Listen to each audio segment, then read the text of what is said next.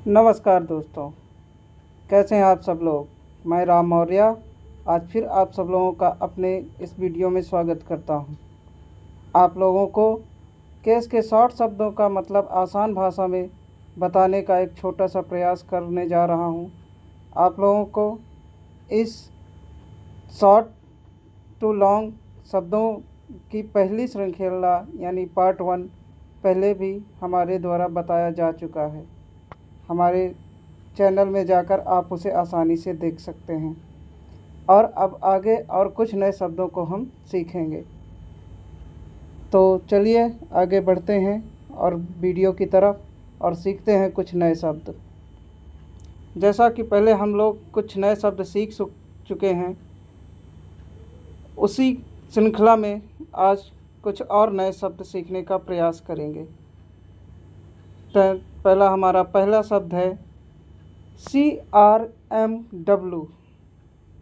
CRMW, जी हाँ दोस्तों, ये पहला शब्द है हमारा। आप देख रहे हैं ये स्क्रीन में CRMW, जिसका मतलब है CRM इन CRW। मतलब CR का मतलब हो गया, CRM का मतलब हो गया क्रिमिनल, इन का मतलब हो गया में, CR का मतलब हो गया फिर वही क्रिमिनल, W का मतलब रिट, P का मतलब पिटीशन। तो दोस्तों criminal in criminal writ petition, CRMW का मतलब होता है क्रिमिनल रिट। एक तरह से छोटा सा बात करें तो यानी क्रिमिनल रिट। नेक्स्ट शब्द यहाँ पर हमारा ये दोस्तों आता है CROCP। CROCP, इसका मतलब है criminal original contempt petition. Criminal original contempt of petition, जहाँ पे CR, ये दोस्तों CR का मतलब हो गया क्रिमिनल, O का मतलब हो गया ओरिजिनल, एंड इस C का मतलब हो गया कंटेम्प्ट और P का मतलब हो गया पिटीशन। ध्यान रहे दोस्तों, ये P शब्द ज़्यादातर जहाँ भी इस्तेमाल होगा, ज़्यादातर दोस्तों उसका मतलब पिटीशन। P का मतलब ज़्यादातर पिटीशन से हम उसको जानेंगे। नेक्स्ट वर्ड है हमारा CRR। तो इसमें आप दोस्तों देख रहे होंगे, इसके फुल फॉर्म में इधर साइड में हम लोगों ने लिख रखे हैं। तो दोस्तों इसमें CR का फुल फॉर्म और R का अलग अलग है। यहाँ आप CRR देख रहे हैं तो आपको लग रहा होगा कि जैसे हम लोगों ने इससे पहले एक वर्ड समझा था, वहाँ पे CRR आया तो वहाँ आप लोगों ने समझा होगा कि अरे ये कैसे। तो यहाँ CRR यानी ये सिंगल CR, ये हमारा पहला लेटर, ये सिंगल CR जो है, इसका मतलब हो गया क्रिमिनल, एंड ये लास्ट R का मतलब हो गया रिवीजन। जब भी कोई मुकदमा रिवीजन के लिए कोर्ट में दाखिल किया जाता है, तो जब उस केस का नेचर क्रिमिनल होता है तो वहाँ पे क्रिमिनल रिवीजन पड़ती है।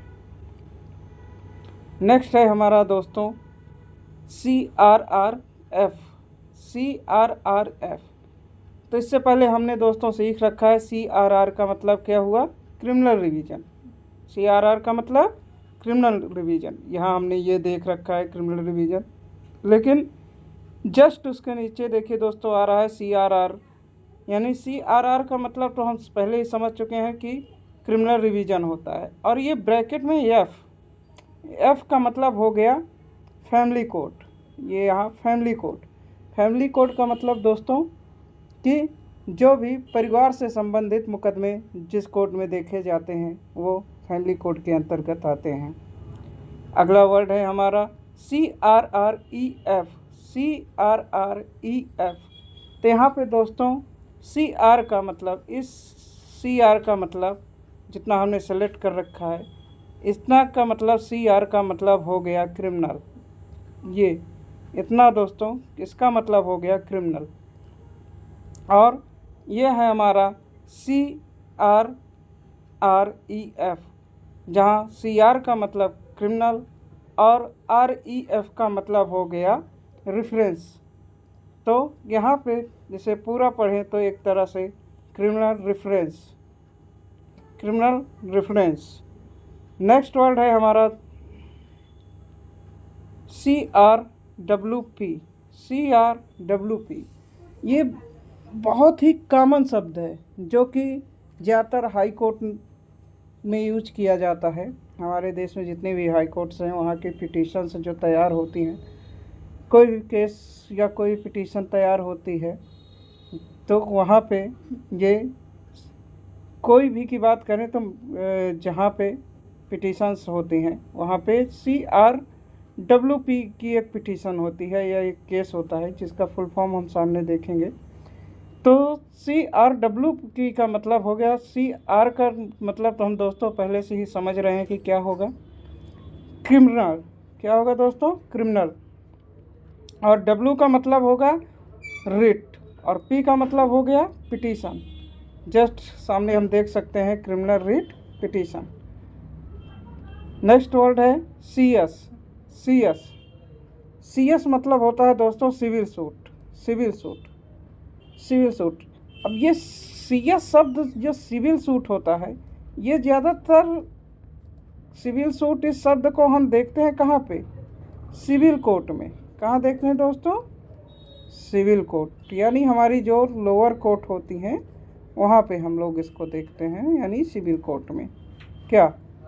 CS यानी लोअर कोर्ट में। सिविल सूट जो भी सिविल संबंधित कुछ ऐसे मुकदमे होते हैं जहाँ सूट पड़ती है वो सिविल सूट कहलाता है। क्या दोस्तों? इसी श्रृंखला में आगे बढ़ते हुए हमारा नेक्स्ट वर्ड है CSOS। तो CSOS का फुल फॉर्म दोस्तों है सिविल सूट ओरिजिनल साइट, जहाँ पे CS का मतलब हो गया सिविल सूट और OS का मतलब हो गया ओरिजिनल साइट, यानी O का मतलब ओरिजिनल और S का मतलब हो गया साइट। नेक्स्ट वर्ड है हमारा दोस्तों CUSAP। CU का मतलब हो गया CUS का मतलब हो गया अपने हम बोलने जा रहे थे।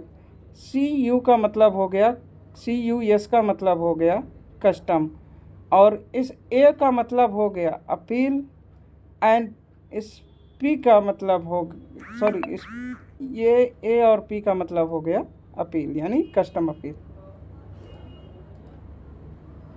नेक्स्ट वर्ड है हमारा CWP। CWP का फुल फॉर्म होगा civil writ petition. And next word है CWP/COM, जिसका फुल फॉर्म है सिविल रिट पिटीशन, और इस COM का मतलब हो गया कमर्शियल, यानी civil writ petition commercial. Civil nature में जो भी रिट पड़ती है कमर्शियल से संबंधित वो CWP/COM यानी सिविल रिट पिटीशन कमर्शियल कहलाती है। हमारा नेक्स्ट वर्ड है दोस्तों DP। ये इसका मतलब होता है ज़्यादातर ये DP यानी पड़ती है ज़्यादातर हमारे लोअर कोर्ट में। कहाँ दोस्तों पड़ती है?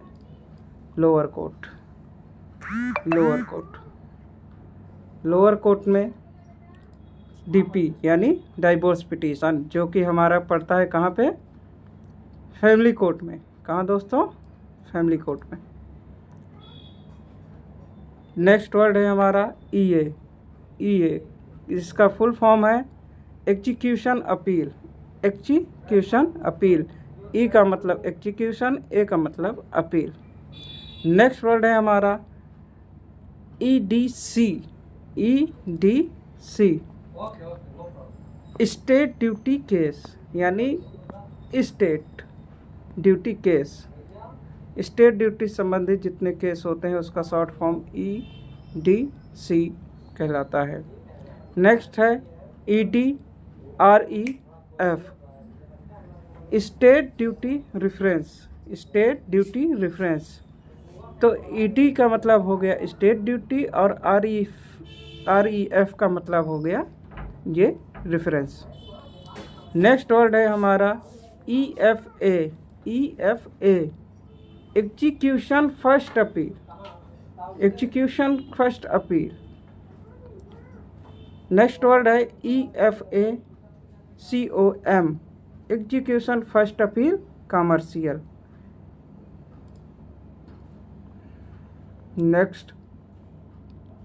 नेक्स्ट वर्ड है ईपी इलेक्शन पिटीशंस, इलेक्शन से संबंधित जो भी पिटीशन पड़ती हैं वो इसके अंतर्गत आती हैं और इलेक्शन पिटीशन के रूप में जानी जाती हैं।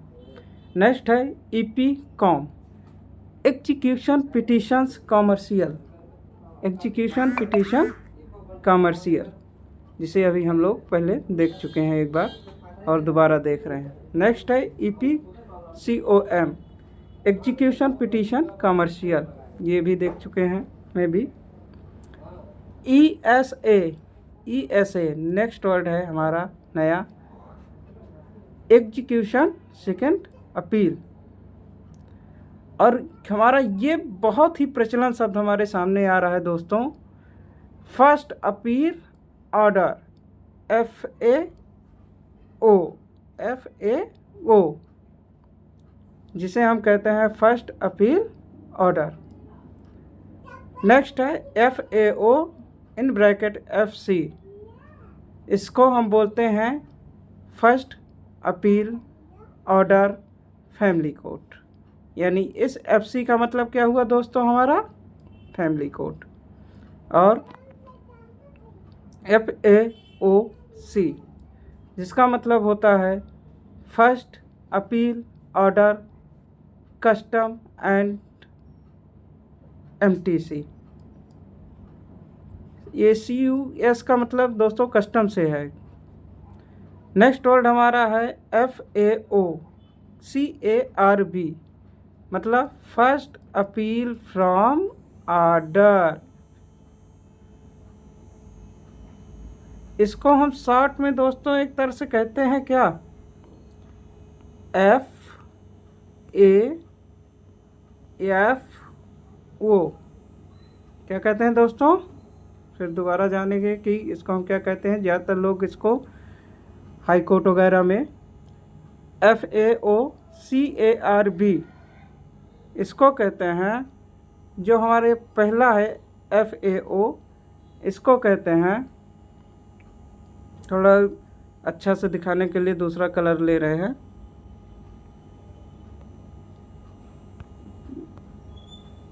सॉरी दोस्तों, FAFO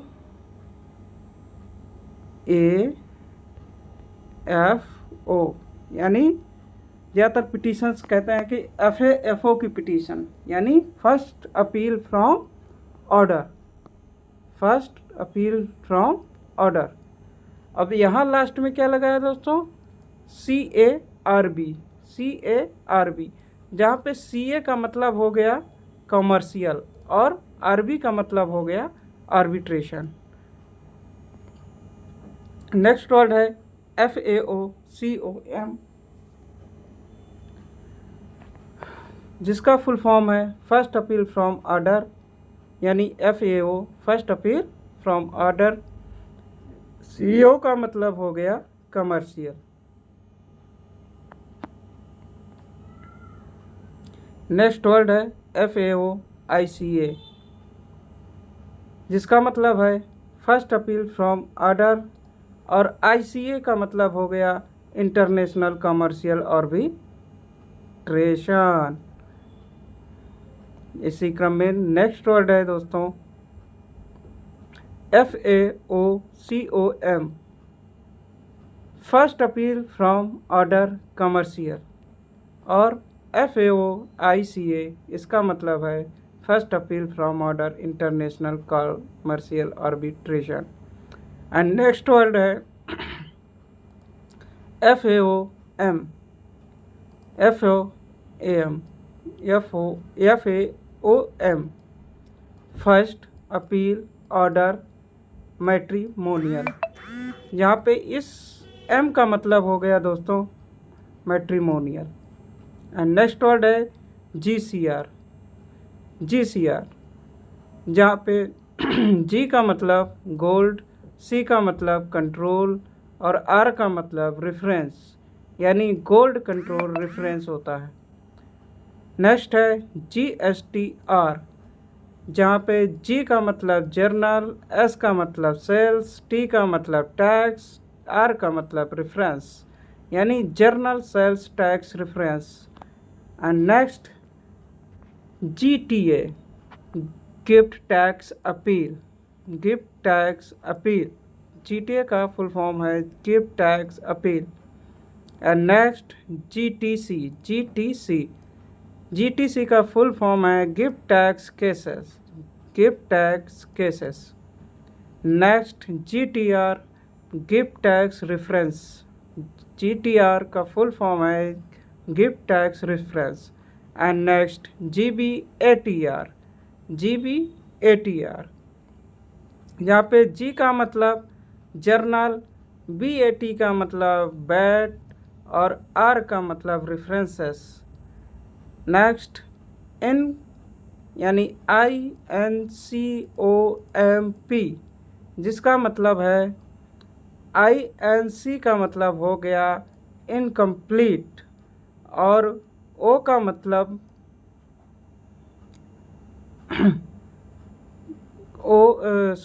OMP का मतलब हो गया objection case. INTTA interest tax appeal. IOIN interim order in. And next ITA का मतलब income tax appeal. Income tax appeal. And next ITC income tax cases. And next ITR जैसे ITR लोग भरते हैं तो उसी की बात हम कर रहे हैं कि इस ITR का फुल फॉर्म क्या होगा। तो इसका मतलब होगा इनकम टैक्स रेफरेंस है। Income tax reference ITR। अब कभी भी कोई आप लोगों से कोई पूछे कि ITR का आप लोग भरते तो हैं लेकिन ITR का फुल फॉर्म क्या होगा, तो ITR का फुल फॉर्म होगा दोस्तों income tax reference. And next LPA का मतलब होता है letter patient appeal. Letter patient appeal. इसी क्रम में दोस्तों हम कुछ और नए शब्दों को सीखेंगे। यहाँ पे हमारा नेक्स्ट वर्ड है LR जिसका फुल फॉर्म है liquidator report. Liquidator report. Next MATRF matrimonial reference जहाँ पे MAT का मतलब मैट्रिमोनियल एंड RF का मतलब रेफरेंस। नेक्स्ट MRC का मतलब है मर्डर रेफरेंस केस। ONM का मतलब है ओरिजिनल एंड मिसलेनियस। और नेक्स्ट OLR का मतलब है official liquidator report. And next PBT probate. PBT का मतलब यहाँ पे क्या होगा दोस्तों प्रोबेट। कभी भी सामने PBT लिख के आए किसी भी केसेस में या किसी भी फाइल में तो उसका मतलब होता है शॉर्टकट में का फुल फॉर्म प्रोबेट को ही PBT बोलते हैं। नेक्स्ट है PBR। ये हमारा ये शब्द है PBR।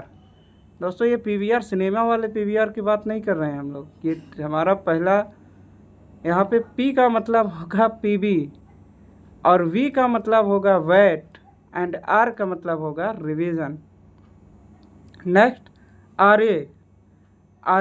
RA का मतलब हो गया रिव्यू अपील।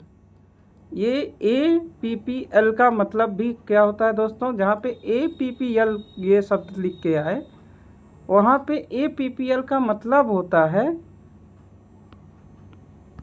APPEAL यानी अपील। ओके दोस्तों, आशा करता हूँ आप लोगों को समझ में आ रहा होगा। चलिए नेक्स्ट वर्ड की तरफ बढ़ते हैं।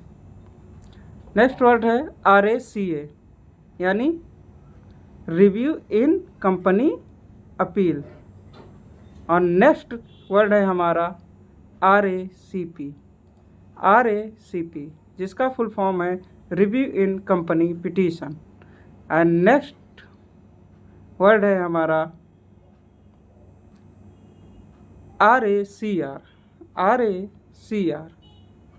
RACR का मतलब दोस्तों एक बार मैं आप लोगों से जानना चाहूँगा, अपने मन में आप लोग सोचिए कि क्या हो सकता है। RA का तो जैसे मैं अभी आप लोगों से कुछ देर पहले ही बता चुका हूँ कि RA का मतलब क्या होता है। RA का मतलब दोस्तों रिव्यू। एंड CR का मतलब क्या होता है। CR का मतलब मैंने इससे पहले आप लोगों से अभी जस्ट कुछ देर पहले ही डिस्कस किया था, और ये चीज़ मैं आप लोगों पे छोड़ता हूँ कि इसको आप लोग चाहे जहाँ से भी किसी भी माध्यम से सर्च करके इसका मतलब आप पता करें। एंड नेक्स्ट वर्ड है RACW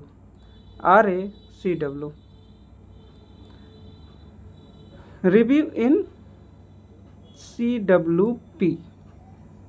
CWP देखिए फिर एक कॉमन शब्द जो कि मैं काफ़ी देर से आप लोगों को बताते चला आ रहा हूँ, एक वर्ड आ गया है फिर से CWP, जहाँ पे CWP का मतलब आप लोगों को पहले भी बता चुका हूँ कि यहाँ पे C का मतलब सिविल या क्रिमिनल, जैसा केस जैसा नेचर वैसा वहाँ पे हम सिविल या क्रिमिनल लगाएंगे। W का मतलब मान लीजिए सिविल नेचर का है तो सिविल, W का मतलब रेट, और इस P का मतलब होगा पिटीशन। तो आशा करता हूँ आप लोगों को ये चीज़ समझ में आ गई होगी बाखूबी कि CWP का मतलब क्या होता है, कि यानी कोई भी रिव्यू पिटीशन पड़ती है चाहे वो सिविल नेचर में हो या क्रिमिनल नेचर में। नेक्स्ट है RALP जिसका फुल फॉर्म है रिव्यू इन LP ये। नेक्स्ट है RARF review application in RAF। अब ये दो दोस्तों शब्द ऐसे बीच में आए RAF और LPA जिसको मैंने डिस्क्राइब नहीं किया। इसका कारण है दोस्तों क्योंकि इन दो शब्दों को मैं आपके ऊपर छोड़ रहा हूँ, आप लोग इसको ढूंढें, थोड़ा आप लोग भी मेहनत करें और समझें इसको कि इसका फुल फॉर्म क्या होगा। नेक्स्ट है RARS रिव्यू इन RSA नेक्स्ट है RCRWP रिव्यू इन CRCWP यानी CR का मतलब क्रिमिनल और C का मतलब क्या। चलिए दोस्तों ढूंढते रहिएगा क्योंकि ये सारे वर्ड मैं पहले ही बता चुका हूँ, सो अभी आप लोगों को अब नहीं बताऊँगा। सो नेक्स्ट वर्ड है RFA यानी रेगुलर फर्स्ट अपील, और नेक्स्ट वर्ड है RFA कॉम यानी रेगुलर फर्स्ट अपील कमर्शियल, जहाँ पे दोस्तों ये इस चिन्ह के बाद COMI उसका मतलब ज़्यादातर कमर्शियल होता है। एंड नेक्स्ट RP यानी रिक्रिमिनेशन पिटीशन, और RSA मतलब regular second appeal, and SA मतलब सर्विस अपील, एंड SO मतलब सेकेंड अपील ऑर्डर। एंड इसी क्रम में हम नेक्स्ट वर्ड की तरफ बढ़ते हुए SDR state duty reference, and STA service tax appeal, and STC sales tax cases, and STR sales tax reference, and TA।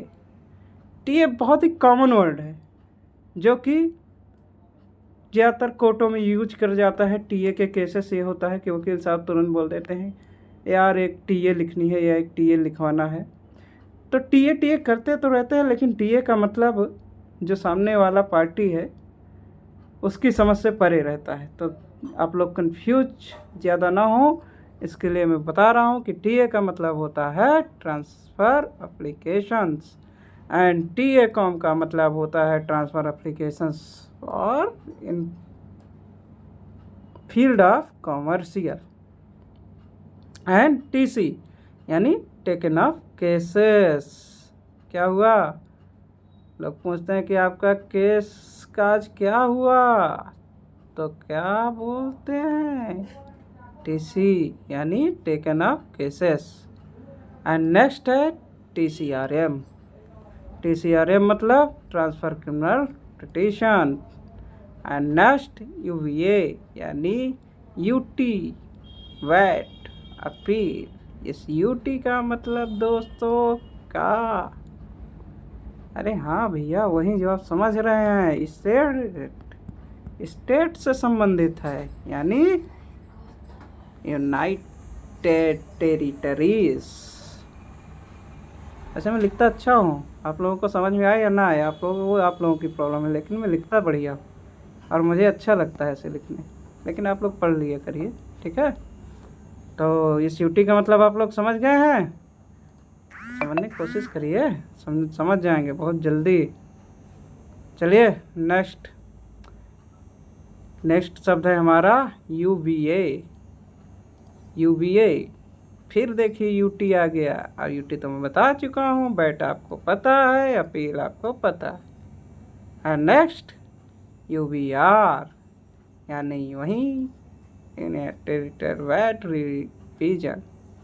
And next BAT यानी BAT अलग और AP अलग, यानी बैट और AP का मतलब अपील।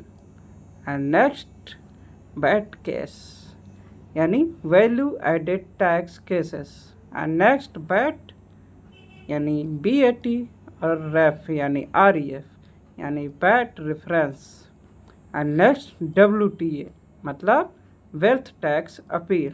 एंड नेक्स्ट WTC यानी wealth tax cases. And next WTR यानी वेल्थ टैक्स रेफरेंस। ये कॉमन शब्द और छोटे छोटे शब्द है, इसलिए इनको थोड़ा जल्दी हम लोग खींच रहे हैं ताकि वीडियो ज़्यादा लंबा ना हो। XOBJ यानी क्रॉस क्या? ये क्रॉस का चिन्ह जिसका हम लोग X वहीं क्रॉस हो गया ना, और ये B का मतलब क्या हो गया? ऑब्जेक्शन। OBJ यानी बुआ समझने के लिए छोटा सा, आप लोग समझते नहीं हैं, कितना आसान से दिया है।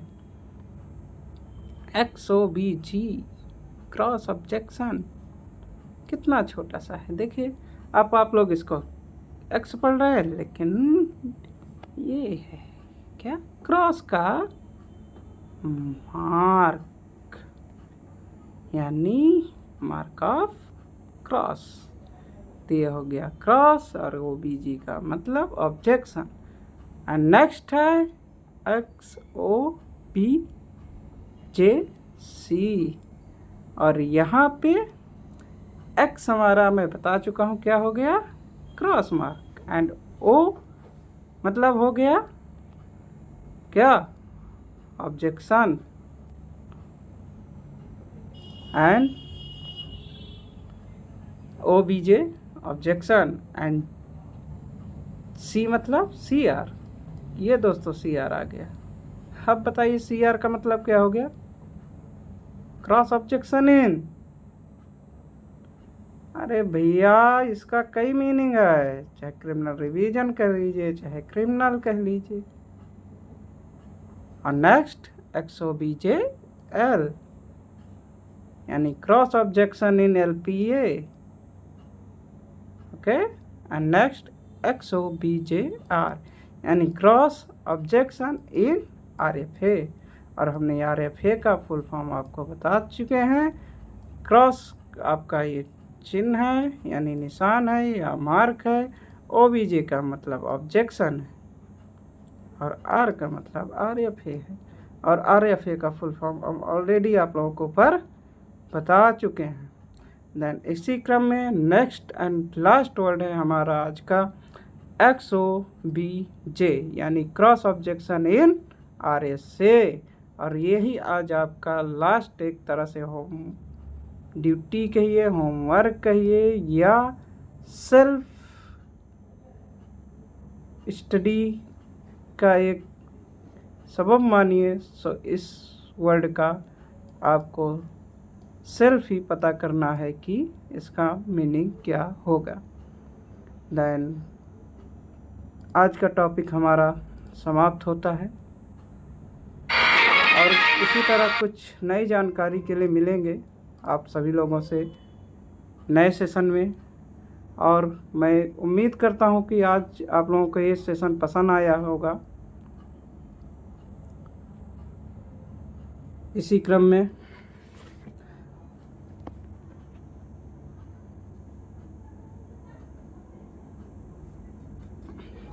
तो दोस्तों अब आज के बाद आप लोग, मैं उम्मीद करता हूं कि ज़्यादा कंफ्यूज नहीं होंगे।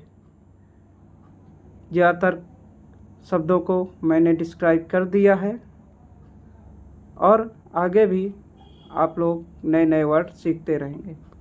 तब तक के लिए नमस्कार।